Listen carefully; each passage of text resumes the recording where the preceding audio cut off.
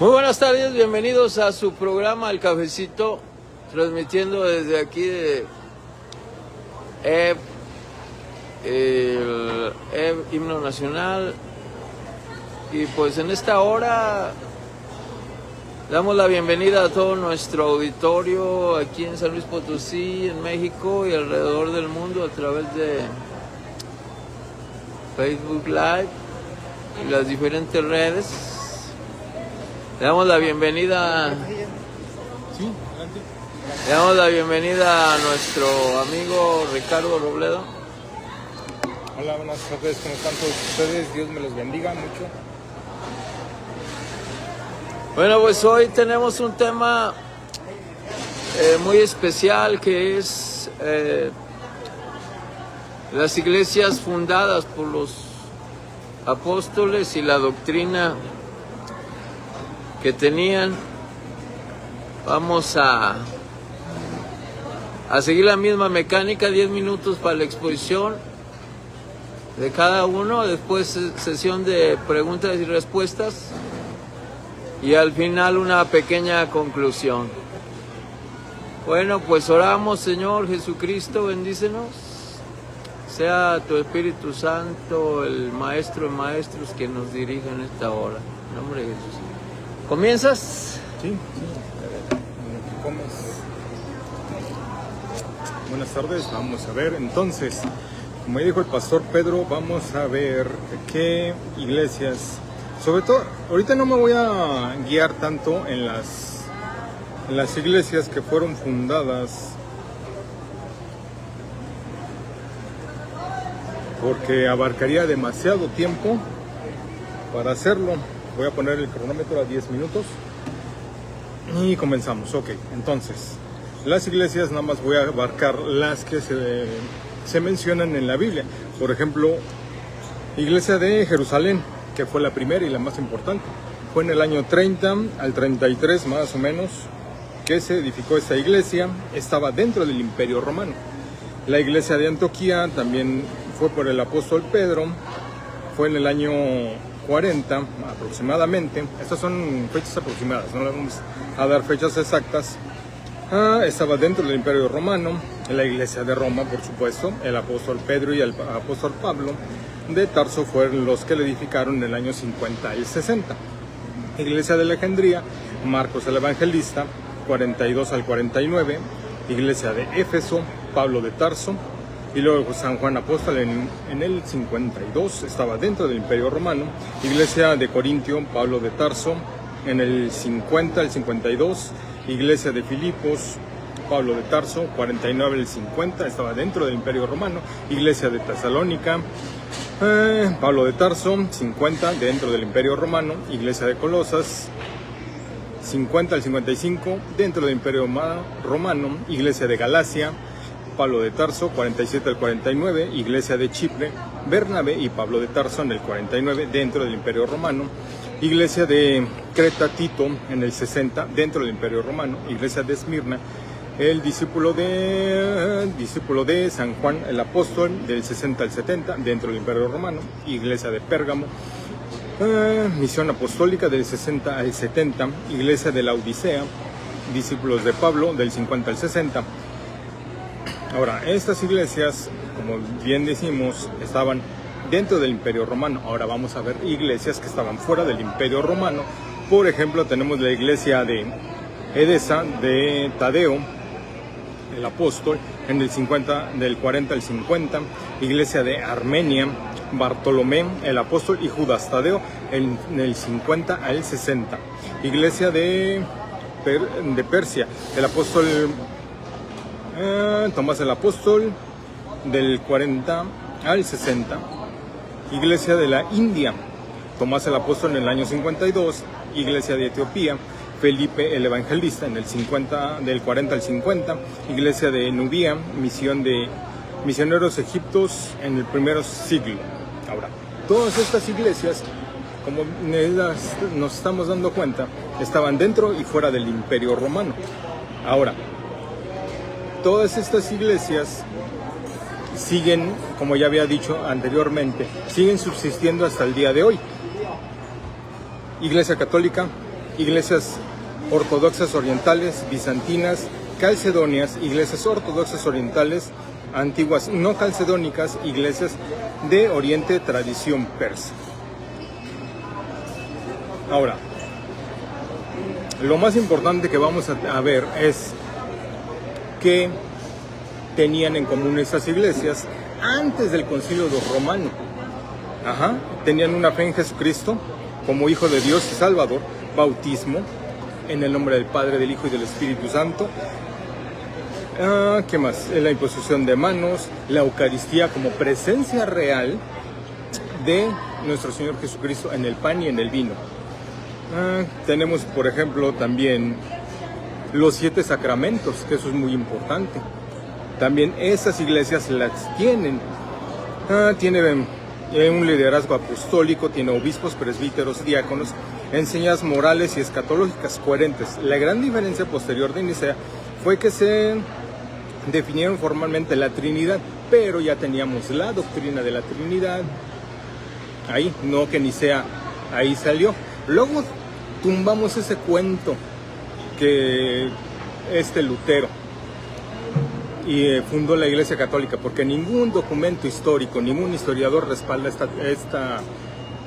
esta falacia. Ok, ahora, si nos vamos más adelante, todas esas iglesias tenían un mismo espíritu, mismos sacramentos, los 7 sacramentos que tiene la Iglesia Católica, los tienen estas iglesias apostólicas, y lo podemos comprobar. ¿Cómo podemos comprobar que estas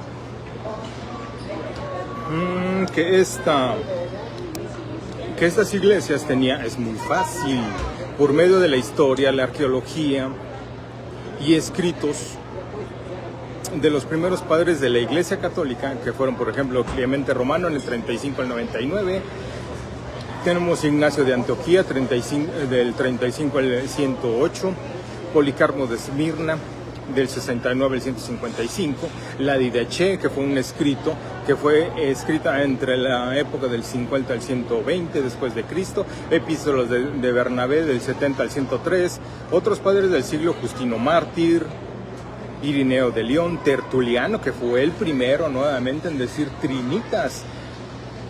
No utilizó el término Trinidad, pero decía trinitas. Tenemos también, por ejemplo, a Cipriano de Cartago, entre otros muchos. Antes del Concilio Romano ya tenían esta doctrina que estamos viendo dentro de la Iglesia Católica y dentro de otras iglesias ortodoxas. Ahora bien, otras fuentes seculares, por ejemplo, tenemos a Claudio Josefo, del 37 al 100, que escribió Antigüedades Judías. Ese es muy buen libro y se lo recomiendo mucho. Menciona a Jesús y a los cristianos.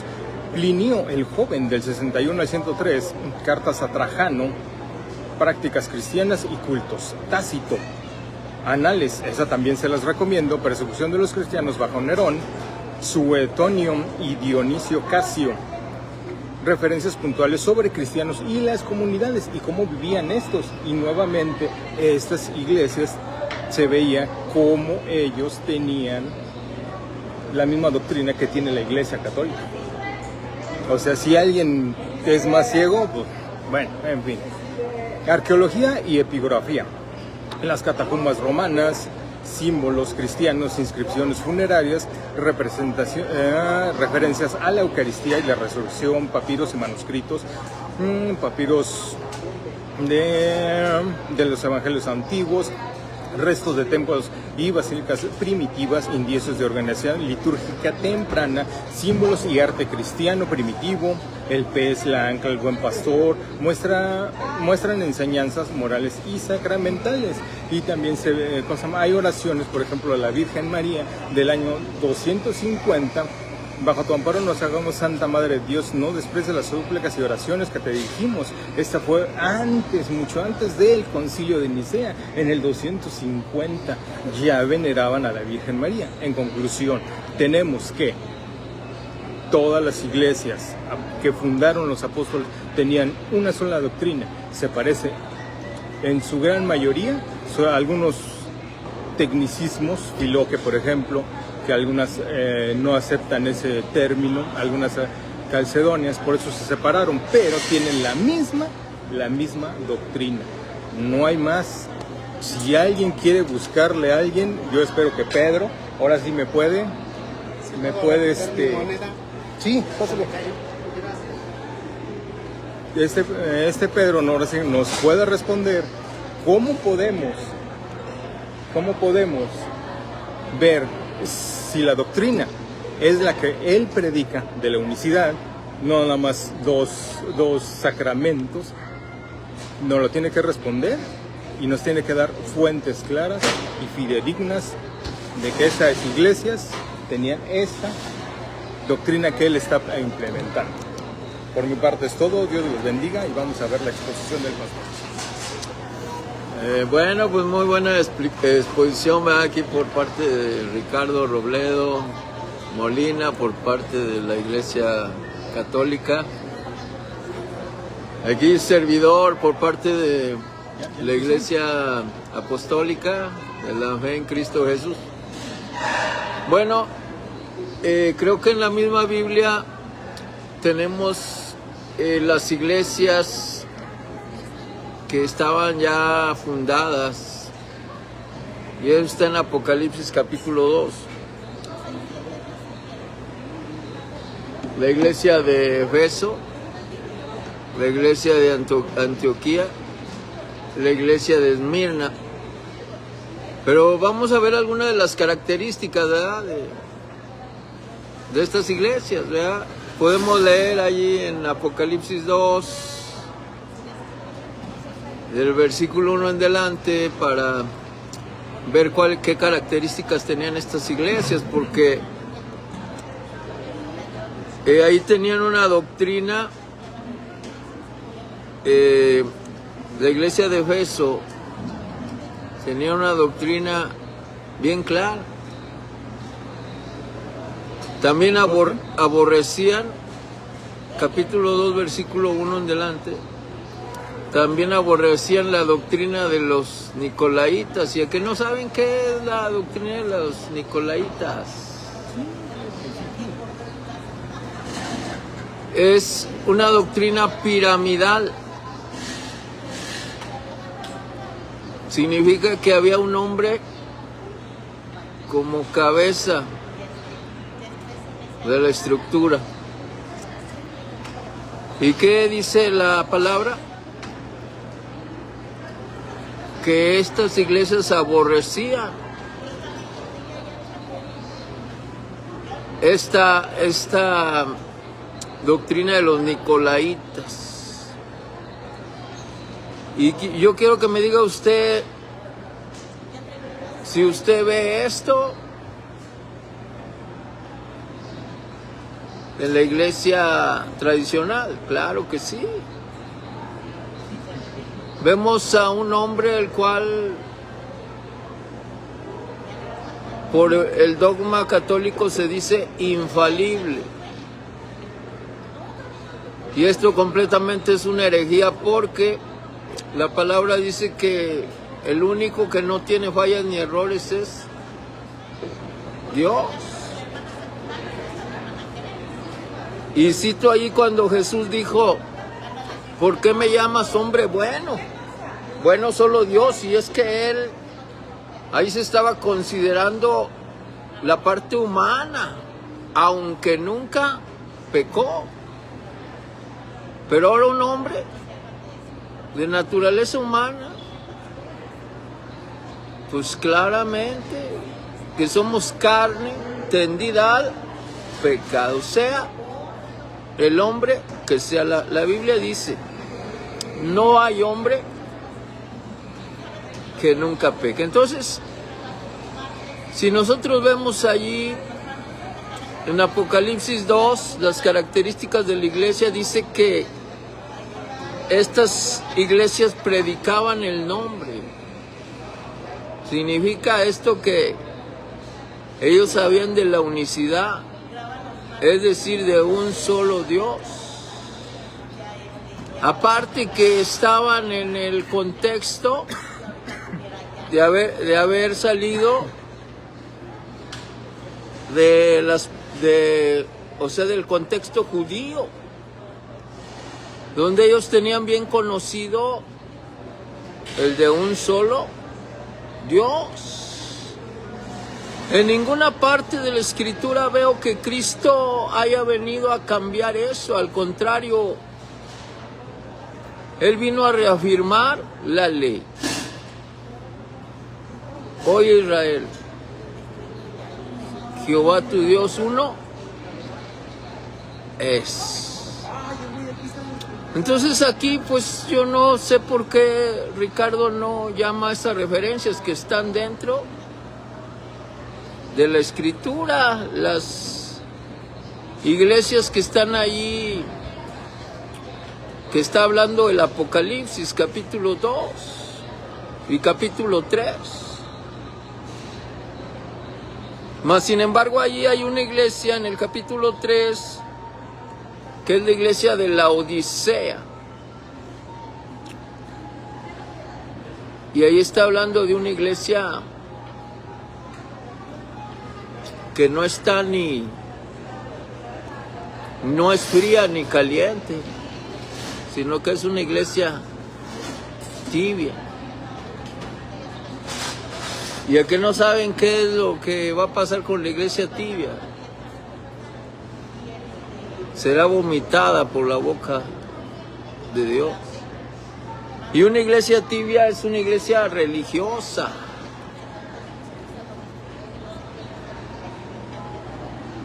Una iglesia de dogmas, estructuras humanas, que no sirven absolutamente para nada, sino que nos hacen doblemente hijos del infierno. Así lo dice la palabra. Pero pues hoy estamos aquí, ¿verdad?, para intercambiar ideas en este programa y pues ver realidades, ¿verdad? ¿Cuál es la realidad que estoy viviendo yo dentro de la iglesia en la que me encuentro? Y las realidades a veces son oscuras y negativas. Entonces, pues ojalá que podamos reflexionar en esto y podamos ver a la luz de la palabra que Dios nos está hablando, porque ciertamente Dios nos está hablando.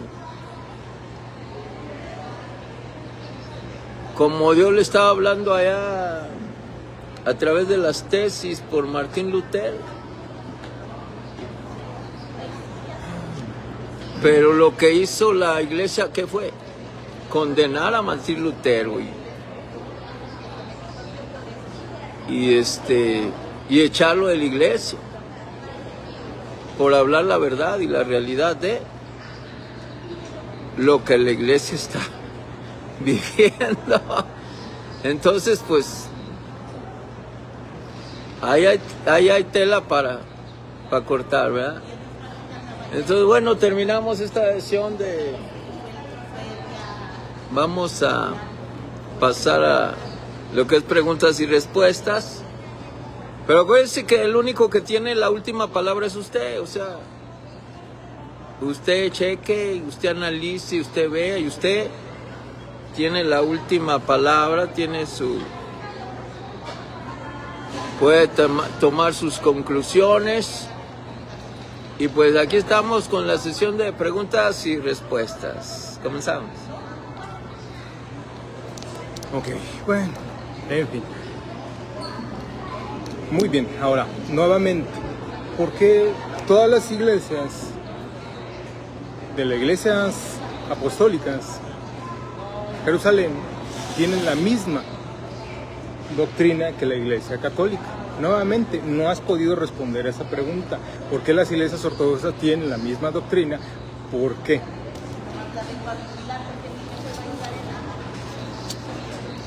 Bueno, no es que quiera yo volver a la misma contestación del programa pasado, ¿verdad? Otra vez el Papa. No, hombre, esa no es una respuesta. ¿Cuál es tu punto? Si tú dices, es que el Papa se equivocó. Pero Juan Pablo II dijo, otra vez, perdónenos por todos los horrores, ¿verdad? ¿De quién? ¿De qué? Que ha cometido la iglesia, ¿verdad? ¿En qué sentido? Entonces, ¿En qué sentido? Ahí está la respuesta. Bueno, ¿por qué no mencionaste las iglesias del Apocalipsis? Porque igualmente fueron fundadas por los apóstoles y tienen la misma doctrina y las mismas. Algunas ya no existen en la actualidad, algunas todavía existen en la actualidad. Ahora, si tú dices que el Apocalipsis es un libro que se tiene que aplicar para siglos después, es imposible. ¿Cómo estás aplicando esas doctrinas aquí? No, es que... ahora cuando te conviene, sí. Ok. Ok. A las iglesias... Tan sencillo, es bien sencillo, o sea, no sé por qué no puedes contestar una sola pregunta. Ahora, ¿cuál es tu pregunta? ¿Cuál era tu pregunta? Ahora, en el contexto, y como siempre, un texto sin el contexto es un pretexto. Juan Pablo II estaba claramente diciendo, perdón por todos los horrores que se cometieron durante la Inquisición. Nunca dijo,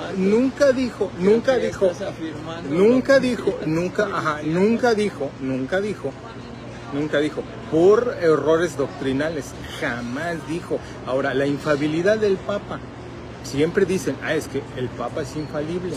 Sí, pero ¿en qué? En doctrina. Por eso la doctrina sigue conservándose intacta desde los apóstoles hasta nuestros días. ¿Cómo lo comprobamos? Ya les he dicho, con medio de escritos, arqueología, arquitectura. En cambio, yo tengo pruebas de que la iglesia de Pedro fue fundada en 1906, vino todavía a dividirse, subdividirse, hasta 1914 que Romana Carvajal de Venezuela tocó esos puntos y dijo, me gusta la doctrina, la llevó a México y ahí salió. Entonces, ¿cómo me puede decir que esa iglesia está conectada con, ojo, aquí va la pregunta, ¿cómo tu iglesia está conectada con la iglesia primitiva? Si la iglesia primitiva, yo tengo escritos que tenían una doctrina diferente a la tuya. Bueno, mi pregunta... La respuesta a tu pregunta, ya te pregunté. O sea, ¿qué pregunta fue? Nuevamente, ¿por qué tu iglesia está en contradicción con la iglesia primitiva? Con la primera iglesia de los primeros siglos de la era cristiana. ¿Por qué? No, es que tú mismo dijiste que Juan Pablo II pidió perdón por la Inquisición. ¿A quién mataban en la Inquisición? Esa va a ser mi pregunta que yo te hago. La iglesia perseguía normalmente a los herejes. A la herejía. Que hablaban de un solo. Ajá. ¿Martín Lutero se murió? No. ¿Juan Calvino se murió? No.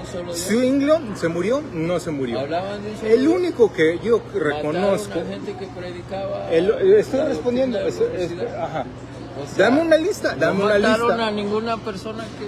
Miguel Servet se murió y no fue a manos de la Inquisición, fue a manos de los calvinistas. Hay que estudiar un poquito de historia, por favor.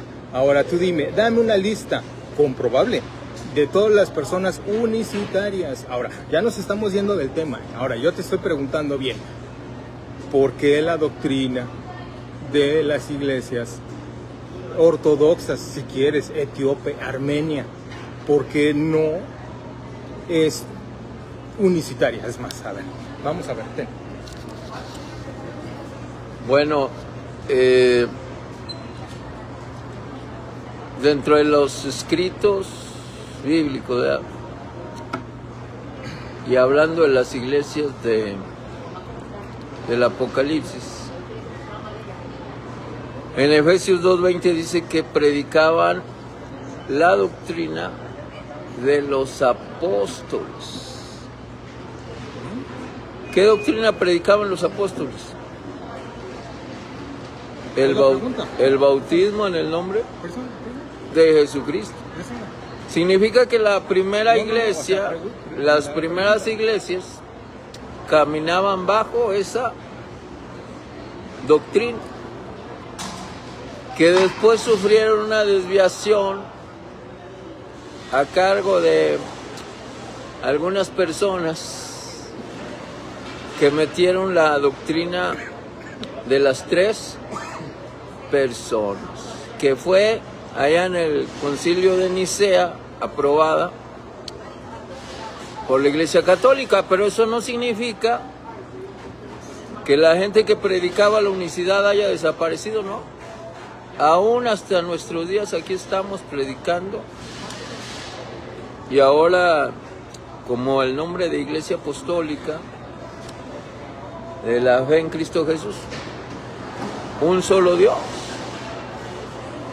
Y dice la palabra que los demonios saben que Dios es uno y tiemblan, ¿verdad?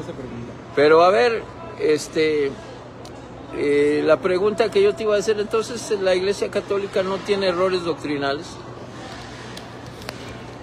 No, no tiene ni un solo error doctrinal. Entonces, ¿por qué el Papa cambió en esta última vez acerca de María?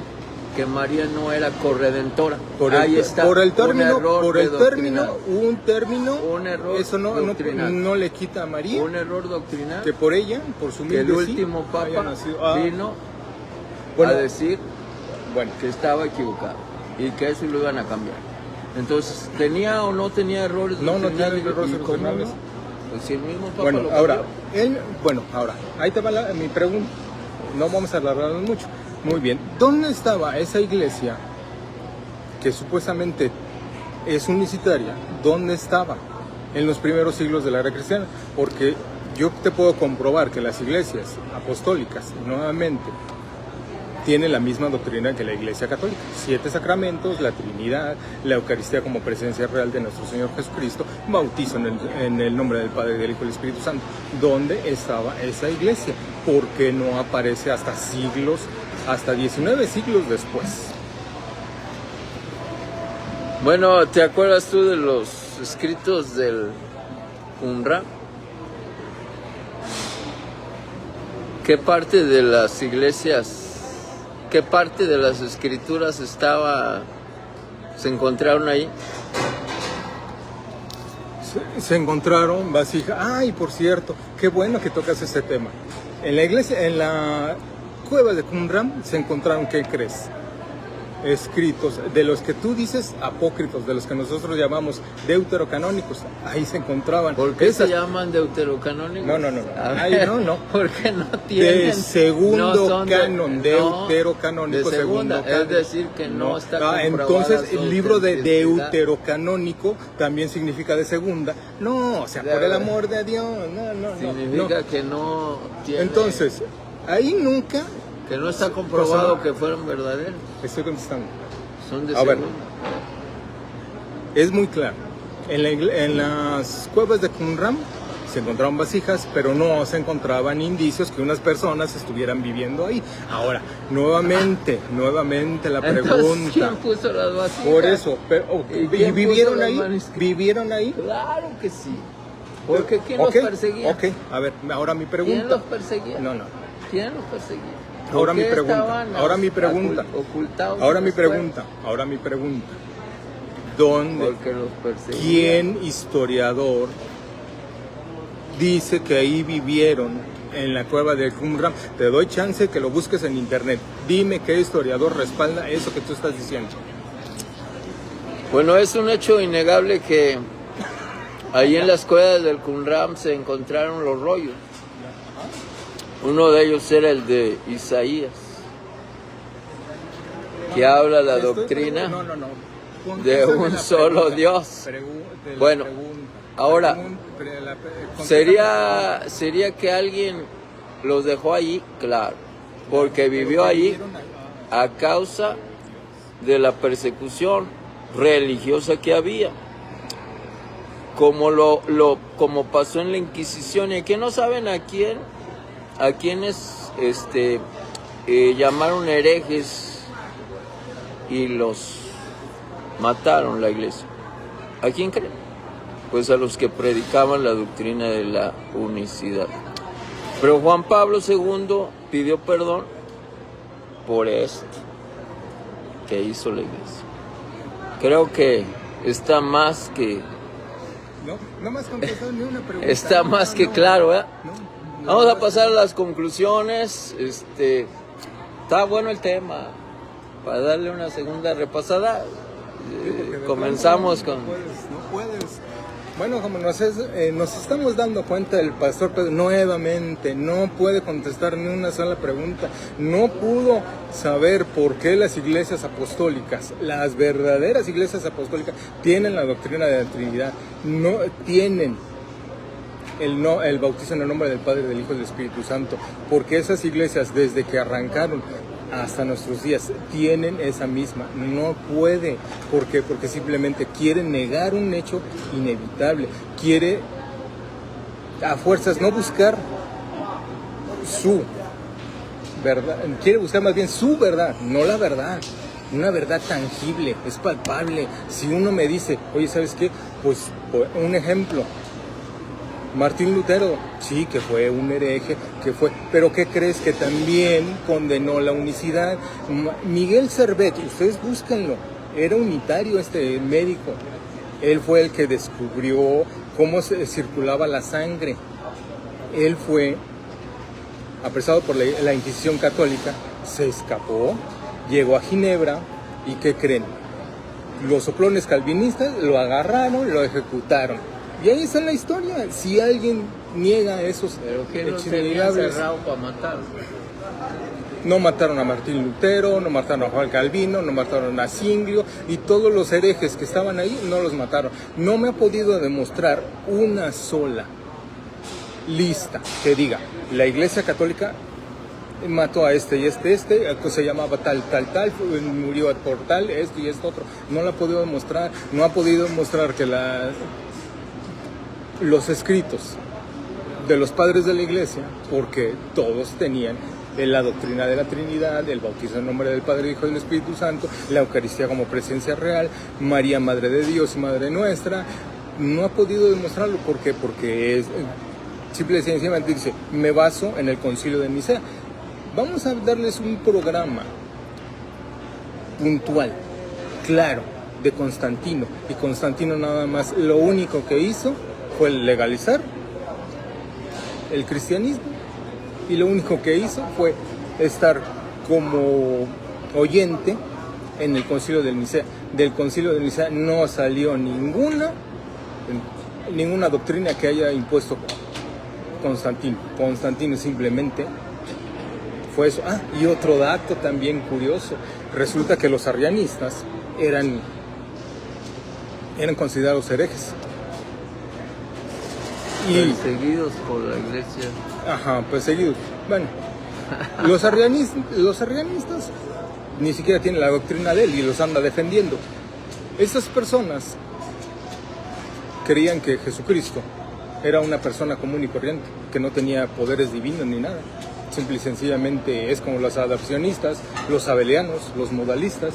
Todas esas personas no tienen bases bíblicas y estructurales. Ahora, él se hizo bautizar prácticamente el hecho de su muerte por un arriano. Quiere decir que que no es válido su bautizo. Tan sencillo. Ustedes lo pueden comprobar por medio de la historia. Si ustedes quitan la historia de la iglesia, de la Biblia, no pueden hacer eso. ¿Por qué? Porque la historia nos da claves, nos da señales de qué es lo que realmente las iglesias tenían de doctrina, sus enseñanzas, sus dogmas. Se me hace increíble cómo iglesias apostólicas tienen la misma doctrina hasta el día de hoy. Bueno, pues gracias a Ricardo por su conclusión. Mi conclusión: ¿es la Biblia un libro histórico? Juzgue usted. ¿Por qué la Biblia habla de Génesis hasta Apocalipsis de un solo Dios? Usando palabras como único, usando palabras como el primero y el último, usando palabras como fuera de mí no hay Dios. Un solo Dios, una fe y un bautismo. Creo que con esa acabamos todo, ¿verdad? Matamos todo. Y pues les damos muchas gracias por estar aquí en nuestro programa. Un saludo a todos desde aquí, desde el Himno Nacional, nuestro amigo. Dios les bendiga, hasta luego. Y su amigo, el pastor Pedro López, deseamos la bendición del Todopoderoso sobre usted, sobre su casa, sobre su familia. Que tenga bonita tarde.